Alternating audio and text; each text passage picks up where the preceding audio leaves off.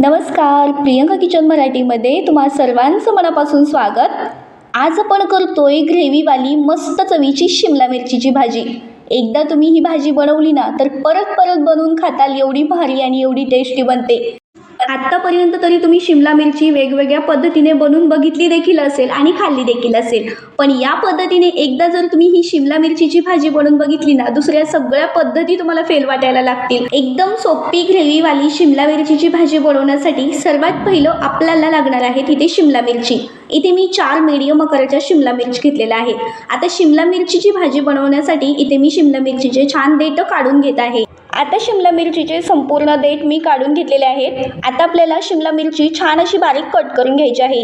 हवं ना तर तुम्ही शिमला मिरची कट करत असताना जसा कांदा आपण उभा कापतो ना पातळ स्लाइसमध्ये, त्या पद्धतीने शिमला मिरची ते कट केली ना तरी सुद्धा चालेल। आता इथे मी ही शिमला मिरची छोट्या तुकड्यांमध्येच बारीक अशी कट करून घेणार आहे। तर आता ही शिमला मिरची छोट्या तुकड्यांमध्ये बारीक अशी मी कट करून घेतलेली आहे।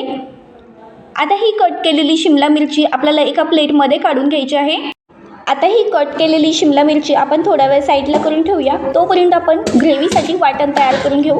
आता वाटणासाठी इथे मी 3 कांदे घेतलेले आहेत आणि 2 लसणाच्या फोड्या घेतलेल्या आहेत। आता त्याला ना छान मस्त असं भाजून घेऊया।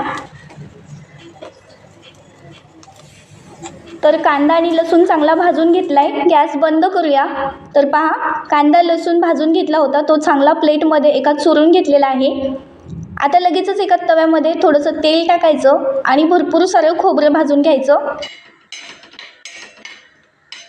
खोबरं सुद्धा मी चांगल्या रंगावरती भाजून घेतलेलं आहे। आता कांदा आणि लसूण आपण जो भाजून घेतला होता ना त्यामध्ये खोबरं आपण लगेच काढून घेऊया। आता खोबरं भाजून घेतले त्याच तेलामध्ये ना थोडंसं टोमॅटो सुद्धा भाजून घ्यायचं।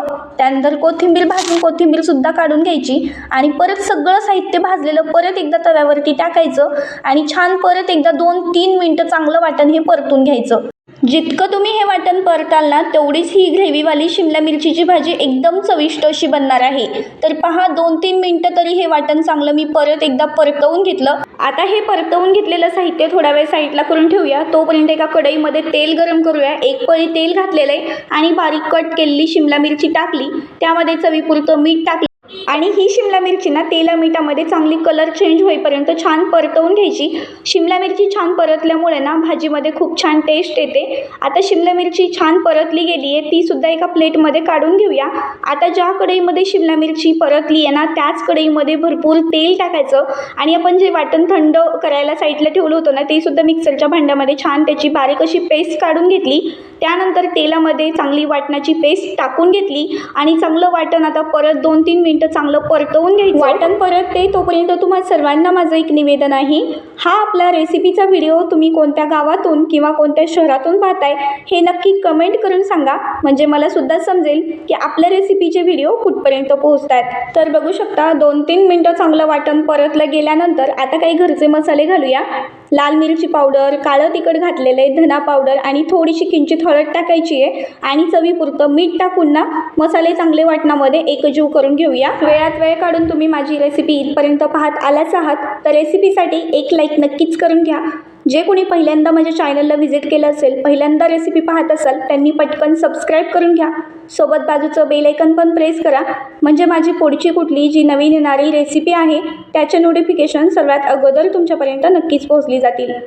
तर पहा, आता इथे ना मी चांगले मसाले एकजीव करून घेतलेले आहेत। आता मसाले खाली जळू नये म्हणून थोडंसं गरम पाणी टाकूया आणि चांगले मसाले आता गरम पाण्यामध्ये थोडंसं मिक्स करून घेऊया, म्हणजे खाली ना ते मसाले तळाशी करपत नाहीत। तर पहा, आता ना थोडंसं गरम पाणी टाकून परत एकदा ग्रेव्हीला चांगलं मिक्स करून घेतलं। आता ना आपण यावरती झाकण ठेवून घेऊया आणि एक साधारण 5 ते 7 मिनिटं झाकण ठेवून चांगली मस्त तरी काढून घेऊया। तर बघू शकता 5-7 मिनिटे झालेली आहेत आणि आता झाकण काढून बघूया तर किती मस्त कलर आलेला आहे आणि एकदम मस्त अशी तरी सुटलेली आहे। असं केल्यामुळे ना वाटणाच्या ग्रेव्हीला खूप छान तरी येते। नक्की तुम्ही ना झाकण ठेवूनच तरी काढत जा, खूप छान कलर येतो ग्रेव्हीला पण आणि तरी पण खूप मस्त येते। तर पहा, तरी काढून घेऊन परत एकदा 2दा चांगलं मिक्स करून घेतलं वाटणाच्या ग्रेव्हीला। त्यानंतर आता आपण जी तेलामध्ये शिमला मिरची फ्राय करून घेतली होती ना मिठामध्ये, ती सुद्धा घातलेली आहे। त्यानंतर घालून छान मिक्स केलं त्याला सुद्धा।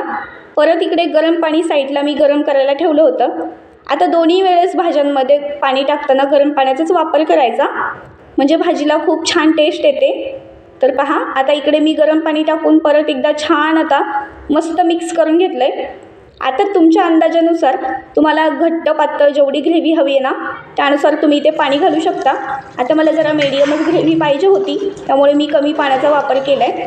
तसं ही ग्रेव्हीवाली भाजी जरा कमी पाण्याची छान लागते, जास्तही पाणी यामध्ये घालायचं नाही. तर पाणी टाकून भाजीला चांगली उकळी काढून घेतली, गॅस बंद केलेला आहे आणि मस्त वरून चिरलेली ताजी ताजी कोथिंबीर टाकली. तयार आहे की नाही मस्त अशी ग्रेव्हीवाली आपली शिमला मिरचीची भाजी. तुम्ही या पद्धतीने कधी ही शिमला मिरचीची भाजी ग्रेव्हीवाली केली आहे का आणि कशा पद्धतीने तुम्ही बनवताय ते देखील मला कमेंट करून सांगा. जर तुम्ही या पद्धतीने कधी जर भाजी बनवली ना तर परत दुसऱ्या पद्धती तुम्ही विसरून नक्कीच जाल आणि याच पद्धतीने परत परत शिमला मिरचीची भाजी बनवाल. एकदा घरच्यांना खाऊ घालून तर बघा तुम्हाला परत परत ते बनवायला लावतील. आठवड्यातनं 2दा तरी ही भाजी नक्कीच बनवताल, मला खात्री आहे. आजची रेसिपी तुम्हाला नक्कीच आवडली जर असेल तर रेसिपीसाठी लाईक करून घ्या. चॅनलवर नवीन आला असाल तर सबस्क्राईब करा. चला भेटते पुढच्या चमचमीत झणझणीत पुढच्या एका छान रेसिपीसोबत. तोपर्यंत मंडळी स्वतःची काळजी घ्या, मस्त खा, स्वस्त राहा आणि मेन म्हणजे हसत राहा. धन्यवाद.